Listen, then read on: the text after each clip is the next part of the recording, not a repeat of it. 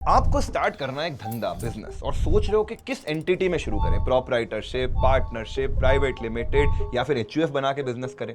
एक और ऑप्शन है आपके पास जिसे बोला जाता है एलएलपी यानी limited liability partnership. Business basic series के प्रीवियस एपिसोड्स में हम बाकी सब तो कवर कर चुके हैं, लेकिन आज मैं आपको समझाने वाला हूं कि अगर आप एक बिजनेस बना रहे हो तो क्या आपको एलएलपी को एज एन ऑप्शन कंसीडर कर लेना चाहिए। और एलएलए ना बाकी क्रिएटर्स की तरह नहीं है कि एकदम वीडियो के एंड में सबसे काम की बात बताएगा। मैं सबसे काम की बात आपको सबसे पहले बता देता हूं। आप किसी भी तरह के प्रोफेशनल हो, चाहे कंसल्टेंट हो, फ्रीलांसर हो, तो आप एलएलपी कंसीडर कर सकते हो। अगर आपका किसी भी प्रकार का सर्विसेज बेस्ड बिजनेस है, ट्रेडिंग वगैरह नहीं, सर्विसेज बेस्ड बिजनेस है, तो आप एलएलपी कंसीडर कर सकते हो।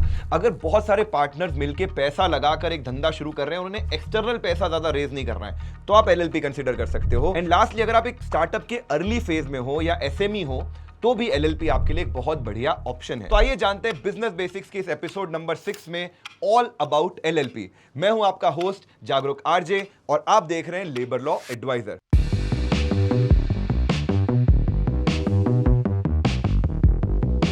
इस वीडियो के प्रायोजक हैं ओडू, जिसके बारे में हम कुछ ही देर में बात करेंगे।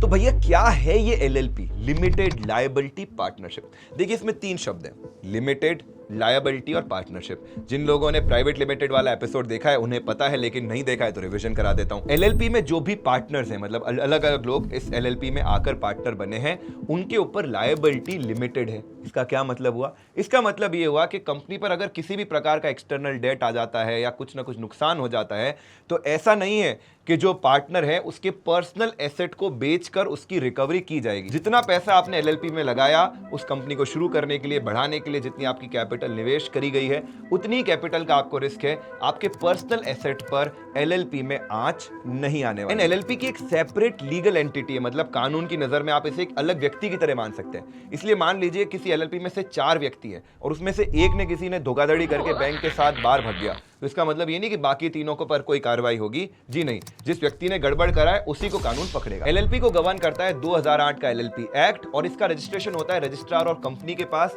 जिस तरह से प्राइवेट लिमिटेड का होता है। एलएलपी का जो ओवरऑल मैनेजमेंट है, इसका स्ट्रक्चर है, उसका डे टू डे ऑपरेशंस है, ये सब गवर्न करते हैं एलएलपी के पार्टनर्स। जिस तरह से प्राइवेट लिमिटेड में बोर्ड ऑफ डायरेक्टर्स होते हैं, एलएलपी में पार्टनर्स होते हैं। और पार्टनर्स भी 2 तरह के हो सकते हैं, एक रेगुलर पार्टनर, नॉर्मल पार्टनर और एक डेजिग्नेटेड पार्टनर। दोनों में डिफरेंस ये है, पार्टनर तो दोनों है, यानी दोनों को कंपनी में हिस्सेदारी है, दोनों अपना अपना पैसा लगाकर जुड़े हुए हैं, जितनी हिस्सेदारी उसके हिसाब से उनको नफा नुकसान कंपनी से होता रहेगा। लेकिन डेजिग्नेटेड पार्टनर्स का काम है day to day operation handle करना, और जो रेगुलर पार्टनर है, नॉर्मल पार्टनर है, वो सिर्फ पैसा लगाकर बैठे हैं, उन्हें डे टू डे ऑपरेशन में पार्ट लेने की जरूरत नहीं होती। इसमें अगर आप कोई फॉरेन पार्टनर इंक्लूड करना चाहे तो भी कर सकते हैं, लेकिन एटलीस्ट एक पार्टनर इंडियन होना चाहिए। और एलएलपी का फायदा ये कि देखिए, प्रोप्राइटरशिप में अगर प्रोप्राइटर का किसी कारण से डेथ हो गया तो प्रोप्राइटरशिप खत्म हो जाती है, लेकिन एलएलपी में ऐसा नहीं है। मान लीजिए एक पार्टनर हट भी गया, उसको कुछ हो गया, तो उसकी जगह दूसरे पार्टनर आ सकते हैं। और एलएलपी है जो परपेचुअल सक्सेशन में चलती है, मतलब आगे चलती चली जाती है कंपनी, जब तक आप इसे ऑफिशियली क्लोज नहीं करते हो, ये क्लोज नहीं होती। Setup change, T shirt change, आपको कुछ मजेदार बताने के लिए। रिसेंटली मैं गया था अहमदाबाद, वहां पर ओडू ने ऑर्गेनाइज किया था ओडू कम्युनिटी डेज, और भाई साहब क्या मजेदार था। वहां 25,000 से ज्यादा एंटरप्रेन्योर्स थे, सैकड़ों क्रिएटर्स थे, इवन ओडू के फाउंडर फेबियन से भी मिलने का हमें अवसर मिला। सैकड़ों एग्जिबिटर्स, कस्टमर सक्सेस स्टोरीज और अमेजिंग गुजराती खाना तो था ही, लेकिन सबसे इंपॉर्टेंट बात थी 240 प्लस अमेजिंग सेशंस, जिसमें से एक आपके आरजे ने भी लिया था, जिसमें मैंने सिखाया था कि अपने बिजनेस को 0 to 1 कैसे ग्रो करते हैं, कैसे प्रॉब्लम्स को आइडेंटिफाई करते हैं और कैसे एक बिजनेस बिल्ड करते हैं। और ये सब एक एंटरप्रेन्योर के लिए फ्री टू अटेंड था। जी हां, सब कुछ थैंक्स टू ओडू। ओडू जो है एक one stop business management software. आपके बिजनेस की कोई भी जरूरत हो, वेबसाइट से लेकर ई कॉमर्स, सीआरएम से लेकर इन्वेंट्री मैनेजमेंट, ओडू पर सब कुछ मिलेगा, वो भी फुल्ली इंटीग्रेटेड। और बेस्ट पार्ट, ओडू पर आपकी first application life time free रहेगी, वो भी अनलिमिटेड होस्टिंग और सपोर्ट के साथ। और उसके बाद एडिशनल एप्लीकेशंस आप मात्र 580 रुपए पर मंथ के शुल्क से स्टार्ट कर सकते हैं। तो भाई साहब, अगर एलएलपी बना ही रहे हो तो फटाफट नीचे पिंड कमेंट या डिस्क्रिप्शन में जाके ओडू का लिंक चेक कर लो, और वहीं साथ में आपको मेरी बिजनेस 0 to 1 सेशन का लिंक भी अवेलेबल है। अब जानते हैं कि एलएलपी स्टार्ट कैसे होती है। देखिए, एलएलपी स्टार्ट करने के लिए सबसे पहला जो आपको काम करना है, 2 पार्टनर्स ढूंढने। एक आप हो, आपके साथ किस व्यक्ति के साथ एलएलपी शुरू करनी है या किन व्यक्तियों के साथ एलएलपी शुरू करनी है वो डिसाइड कर लो। उन सारे पार्टनर्स के आपको ये सारे डॉक्यूमेंट्स रिक्वायर्ड होंगे। अब पार्टनर्स आ गए तो उसके बाद आपको कंपनी के बारे में कुछ चीजें डिसाइड करनी है, जैसे कि कंपनी का नाम क्या रखना है, आपस में पार्टनर में रेशियो क्या होगा। मान लीजिए 3 पार्टनर हैं तो पार्टनर ए का 50%, बी का 30%, तीसरे का 20%, या फिर तीनों की 1/3 होगी, ये आपको डिसाइड करना है। आपकी पार्टनरशिप आप किस एड्रेस पे रजिस्टर करेंगे, उसका कोई एड्रेस प्रूफ लेके आना है। अगर रेंटेड जगह है तो लैंड ओनर से लिखवाना है कि हाँ भाई यहाँ पे एलएलपी मैं रजिस्टर करवा सकता हूँ। एंड लास्टली डिसाइड करना है वो एरिया जिसमें आपकी एलएलपी ऑपरेट करेगी। इसमें कोई चिंता की बात नहीं है, फ्यूचर में आप जो एलएलपी का एग्रीमेंट है उसको अपडेट भी कर सकते हैं। मान लीजिए आपने शुरू रियल एस्टेट के लिए किया था, लेकिन बाद में आप उसके अंदर से कुछ तरह की मैन्युफैक्चरिंग भी ऐड करना चाहते हैं, आप कर सकते हैं। लेकिन शुरुआत में आपको बताना पड़ेगा कि प्राइमरी ऑब्जेक्टिव क्या है हमारी एलएलपी का। तो पार्टनर डिटेल्स और एलएलपी की डिटेल्स फाइनल करने के बाद आपका सीएस इसका रजिस्ट्रेशन प्रोसेस स्टार्ट कर देगा। सब पार्टनर के पास अपना एक डिजिटल सिग्नेचर होना चाहिए, उसके बाद उनका डीपीआईएन बन जाता है, उसके बाद नेम अप्रूवल होता है एलएलपी का इनकॉर्पोरेशन सर्टिफिकेट आपको मिलता है, और उसके बाद बनाया जाता है एक एलएलपी एग्रीमेंट जिसमें सारे टर्म्स एंड कंडीशन लिखे जाते हैं। कौन डेजिग्नेटेड पार्टनर है, कौन नॉर्मल पार्टनर है, उनका आपस में रेशियो क्या है, किन किन सेक्टर्स में कंपनी काम करेगी, डिसोल्यूशन के समय क्या होगा, पार्टनर लीव करेगा तो क्या होगा, ये सारे रूल्स एंड रेगुलेशन लिखे होते हैं। इसमें एक और चीज लिखी होती है कि एलएलपी कितनी कैपिटल के साथ स्टार्ट हो रही है। कोई भी धंधा स्टार्ट करने के लिए आपको शुरू में कुछ पैसा चाहिएगा ना, उसी तरीके से एलएलपी में शुरू में कैपिटल इंट्रोड्यूस की जाती है। मान लीजिए मैं और मनदीप हम 50-50 पार्टनर हैं एक एलएलपी के, लेबर लॉ एडवाइजर एलएलपी के, और मनदीप ने 25,000 रुपए की कैपिटल डाली और ऋषभ ने भी 25,000 रुपए की कैपिटल डाली, तो टोटल 50,000 रुपए की कैपिटल एलएलपी के पास हो गई। और मान लीजिए हम दोनों 50-50% के पार्टनर हैं, तो जब भी प्रॉफिट होगा कंपनी का तो उसमें से 50-50% हमें दोनों को आपस में डिवाइड करने के लिए मिल जाएगा। अब जितनी कैपिटल आप डालते हैं उसके हिसाब से स्टेट वाइज डिफाइन होती है आपकी स्टाम्प ड्यूटी। कुछ स्टेट में तो बहुत कम है, 100, 200, 500 रुपए है, लेकिन राजस्थान जैसे स्टेट में ये 2,000 रुपए से स्टार्ट होकर 10,000 रुपए तक जाती है, डिपेंडिंग अपॉन कितनी कैपिटल आप एलएलपी में डालते हो। अब कई लोग बोलेंगे कि इससे बढ़िया तो प्राइवेट लिमिटेड ही बना लेते, या कुछ लोग बोलेंगे इससे बढ़िया तो पार्टनरशिप बना लेते। देखिए एलएलपी जो है ना, वो प्राइवेट लिमिटेड और पार्टनरशिप के बच्चे की तरह है, जिसमें दोनों के गुण तो आ गए लेकिन बुराइयां नहीं आई है ज्यादा। और इसमें से सबसे बढ़िया गुण है टैक्सेशन का बेनिफिट विद लिमिटेड लायबिलिटी। देखो आपको इसको एग्जांपल से समझाता हूं। मान लीजिए आपके पास एक प्राइवेट लिमिटेड है जिसमें 10 लाख रुपए का प्रॉफिट हुआ। अब ये 10 लाख रुपए के प्रॉफिट पर मान लीजिए प्राइवेट कंपनी को 25% की रेट पर कॉर्पोरेट टैक्स भरना होता है, तो इसमें 2.5 लाख रुपए एज अ टैक्स सरकार के पास चले जाएंगे।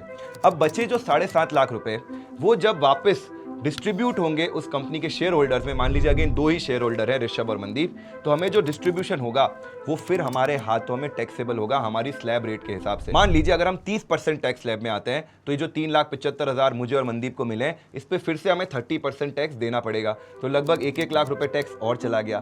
तो कुल मिलाकर हमारा 4.5 लाख रुपए का टैक्स चला गया। अब बात करते हैं हम पार्टनरशिप फर्म की।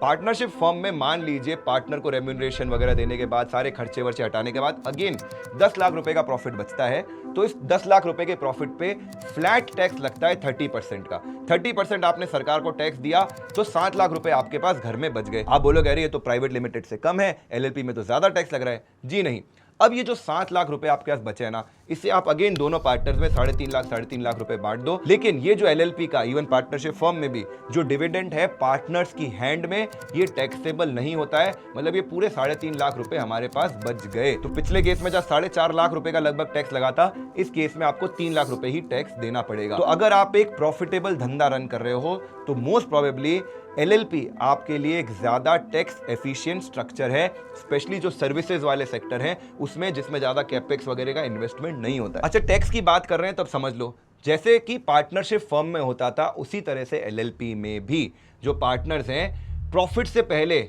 उन्हें सैलरी, रेम्यूनरेशन, कमीशन दिया जा सकता है। लेकिन ऐसा नहीं है कि जितना भी प्रॉफिट हुआ पूरा सैलरी में बांट के आप प्रॉफिट जीरो कर दो, नहीं। जितना आपको बुक प्रॉफिट हुआ है पार्टनर को सैलरी रेम्यूनरेशन देने से पहले, उसका अप टू 60% ही, या ये कुछ रूल है जो आपको स्क्रीन पे दिख रहे हैं, उतना आप पहले पार्टनर को दे सकते हो। मान लीजिए 20 लाख रुपए का प्रॉफिट हुआ आपकी फर्म में, पार्टनर को कुछ भी पैसा देने से पहले, उसमें से 10 लाख रुपए, 5-5 लाख रुपए आपने ऋषभ और मनदीप को एज अ सैलरी दे दिए। अब बचे हुए जो 10 लाख रुपए है उस पे आपको 30% टैक्स देना है, और फिर वापस जो 7 लाख रुपए बचे वो उसमें से 3.5 लाख आप ऋषभ मनदीप को वापस बांट सकते हो। अब मान लीजिए हम न्यू टैक्स रिजीम में टैक्स पे कर रहे हो और हमारी यही इनकम है, तो हमारा बहुत कम टैक्स इसके ऊपर बन जाएगा। लेकिन ऐसा नहीं कि पूरा 20 लाख रुपए, 10-10 लाख रुपए आपने ऋषभ मनदीप को बांट दिए, नहीं। आपको इन रूल्स के हिसाब से ही पार्टनर्स को रेम्यूनरेशन या फिर सैलरी देनी होगी। तो एलएलपी में क्या क्या कंप्लायंसेस होती है? देखो सबसे पहले तो आपकी टैक्सेशन की कंप्लायंस होगी। हर साल अगर आपको प्रॉफिट हो रहा है नहीं हो रहा है, आपको इनकम टैक्स रिटर्न, उसकी जो भी ऑडिट वगैरह है वो नंबर 1 काम करना पड़ेगा। दूसरा बात करते हैं हम जीएसटी की। अगर आपकी एलएलपी में 20 लाख रुपए सर्विसेज का काम कर रहे हो तो 20 लाख रुपए से ज्यादा, अगर ट्रेडिंग वगैरह कोई गुड्स का काम कर रहे हो तो 40 लाख रुपए से ज्यादा टर्नओवर हुआ तो आपको जीएसटी में रजिस्ट्रेशन करके जीएसटी की कंप्लायंस करनी पड़ेगी। तीसरी बात करते हैं लेबर लॉस की कंप्लायंस। वही अगर आपकी कंपनी में 10 से ज्यादा आदमी है तो ईएसआई लगेगा, 20 से ज्यादा आदमी है तो पीएफ लगेगा। हमारे कोई भी प्रीवियस वीडियो बिजनेस बेसिक्स के देख लीजिए, उसकी कंप्लायंस सेम टू सेम यहाँ पे भी अप्लाई होगी। कोई एलएलपी के लिए स्पेशल लेबर लॉस की कंप्लायंसेस नहीं है। And last but not the least, अब देखिए पार्टनरशिप फर्म में तो कोई आरओसी की कंप्लायंस नहीं होती थी, रजिस्ट्रार ऑफ कंपनीज की, लेकिन प्राइवेट लिमिटेड में होती थी। अब प्राइवेट लिमिटेड जितनी कंप्लायंसेस तो एलएलपी की नहीं होती है, लेकिन फिर भी कुछ कंप्लायंसेस होती है जो आपका सीएस करेगा।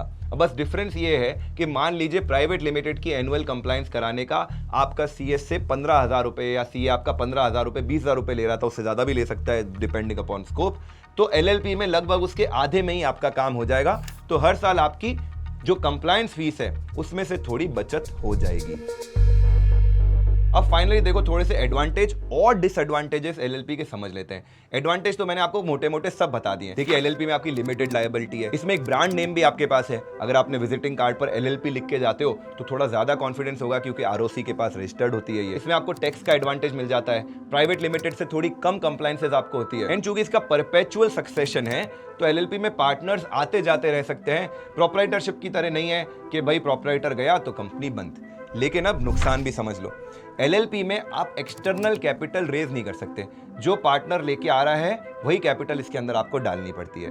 सेकंड, बाद में आप सोचेंगे कि एलएलपी को हम कन्वर्ट कर लें, तो कन्वर्ट करना इतना आसान नहीं है प्राइवेट लिमिटेड में। एंड थर्डली, इसके अंदर आप पार्टनर्स तो अनलिमिटेड ऐड कर सकते हो, लेकिन ऐसा नहीं कि आप इसे शेयर मार्केट में लिस्ट वगैरह कर पाओगे। वो सब करने के लिए आपको प्राइवेट लिमिटेड कंपनी रूट पर ही जाना पड़ेगा। ऑल इन ऑल, अगर आप एक प्रॉफिटेबल बिजनेस बनाना चाहते हो जिसमें ज्यादा एक्सटर्नल कैपिटल की, ज्यादा लोन की जरूरत नहीं है, अपना खुद का पैसा, अपनी खुद की रिस्क के साथ आप बिजनेस ग्रो करना चाहते हो, बिजनेस में बहुत ज्यादा रिस्क नहीं है, ऐसे बड़े एसेट्स नहीं है, वेयर हाउसेज नहीं है, बहुत ज्यादा ऐसा माल नहीं है जिसमें कुछ ऊपर नीचे हो जाने का, जल जाने का वगैरह खतरा है, तो एलएलपी आपके लिए एक परफेक्ट स्ट्रक्चर है। इसीलिए आप देखेंगे जो बड़ी लॉ फर्म है या सीए फर्म्स है या इवन मैनेजमेंट कंसल्टिंग है, ये सारी की सारी एलएलपीज होती है और इसमें बहुत सारे पार्टनर्स ऐड होते चले जाते हैं क्योंकि एलएलपी में बहुत सारे पार्टनर्स ऐड किए जा सकते हैं। अब देखिए बिजनेस बेसिक्स के हमने 6 एपिसोड बना लिए। एक और जो एंटिटी हमने प्रॉपर कवर नहीं करी है वो है ओपीसी। लेकिन ओपीसी को आप प्राइवेट लिमिटेड का छोटा बच्चा समझ सकते हो। फिर भी मैं आपको ऑप्शन देता हूं 3। पहला, अगर आप चाहते हो हम ओपीसी पर एक डेडिकेटेड वीडियो बनाएं तो कमेंट में लिखना ओपीसी। अगर आप चाहते हो बिजनेस में वर्किंग कैपिटल कैसे मैनेज करते हैं उस पर एक वीडियो बनाएं तो नीचे लिख देना डब्ल्यूसी, वर्किंग कैपिटल वाला, दूसरा वाला नहीं। एंड तीसरा, अगर आप चाहते हो कि बिजनेस को 0 to 1 स्केल कैसे करें उस पर मैं एक डेडिकेटेड वीडियो बनाऊं तो नीचे लिख देना 0 to 1। 3 ऑप्शंस हैं, आपके कमेंट्स, आपके वोट डिसाइड करेंगे बिजनेस बेसिक्स का एपिसोड नंबर 7 किस पर आएगा। And before we sign off, नीचे पिन कमेंट से ओडू का लिंक और मेरे सेशन का लिंक चेकआउट करना ना भूलना। मिलते हैं एपिसोड नंबर 7 में। तब तक एलएलए को अगर सब्सक्राइब नहीं किया है तो कर लीजिए। अगर वीडियो यहां तक देखा है तो मुझे बताने के लिए कि पूरा वीडियो देखा है, कमेंट करते जाना। मजा आया। मिलता हूं अगले वीडियो में। Bye bye.